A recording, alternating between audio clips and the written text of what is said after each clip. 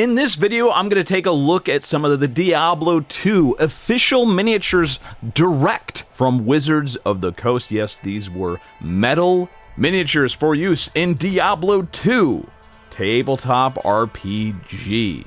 I don't know much about this. I've only read about it. I think I saw this book once in person and I didn't have a chance to buy it.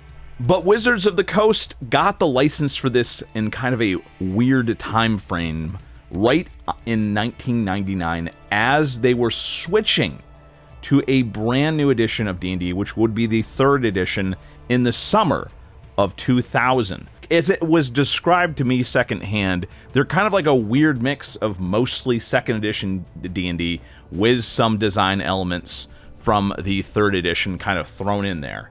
So the results are not the greatest as far as I've been told. So if you're interested in playing it, it seems like a lot of people will tell you it's an interesting little piece of history, but it's not that fun of a game to play. During that exact same time period, TSR stopped producing official D&D miniatures, and Wizards of the Coast started producing metal miniatures in-house. These were three distinct major lines: the regular D&D miniatures, the TSR 25th anniversary miniatures, and a skirmish game, which is near and dear to my heart, the Chainmail game. So these Diablo 2 miniatures for that game were made by Wizards of the Coast, and boy, they shared a lot of the really great attributes that I love about that period of early 2000s miniatures, which I think, unfortunately, are slowly becoming forgotten. This is the whole reason why I decided to do this video, by the way. When you look up Diablo 2 official miniatures, you'll just find a bunch of 3D sculpts and stuff like that, which aren't actually official. Now, my collection, of course, is not complete. I only have a partial box of the monsters, and then a bunch of extra couple monsters, and a couple of the miniatures from the Heroes box. But those were the two main boxes that got released with this set.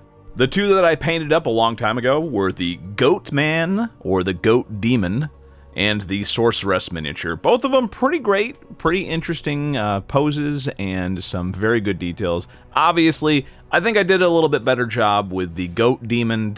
You know, I kept on redoing the face over and over again with the Sorceress, and just kind of ended up with a not that great looking paint job. But hey, you know what? As I always say, you're going to be looking at these miniatures on a table from about 3 feet away. Perfect is the enemy of good. When you're painting, you're always practicing and you're always getting better. So if you really, really love one of these sculpts, you could definitely go back, strip it, and repaint it if you like. For me right now, these are good enough for my games.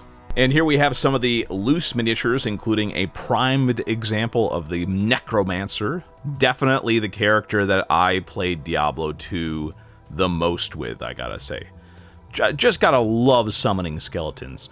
If you're wondering why I have a bunch of random individual miniatures and partial miniatures, it's because I used to buy big sets of random pewter miniatures.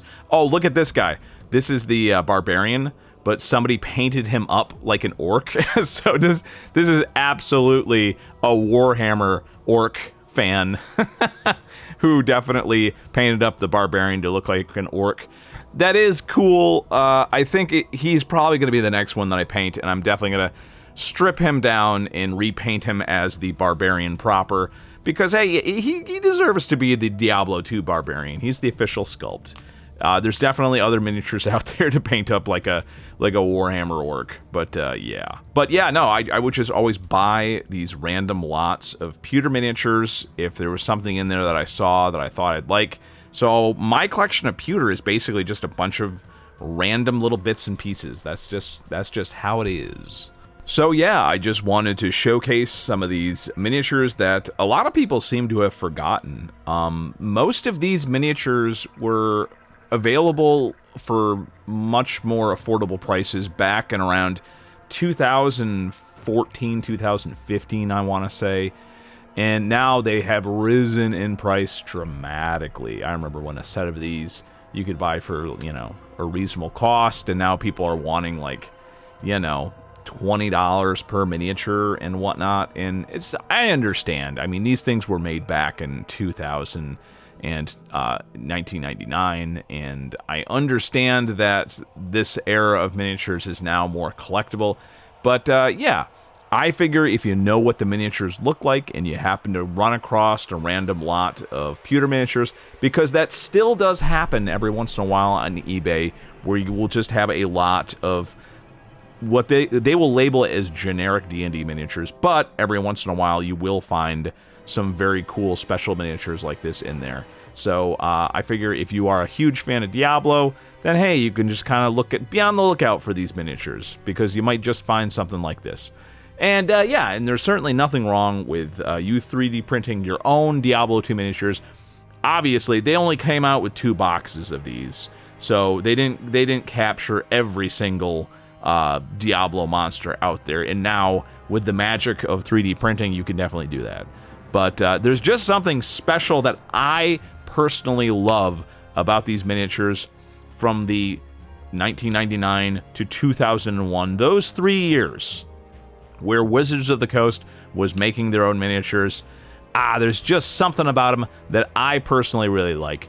But hey, let me know what you think in the comments below, and let me know if you have any of these Diablo 2 miniatures in your own collection.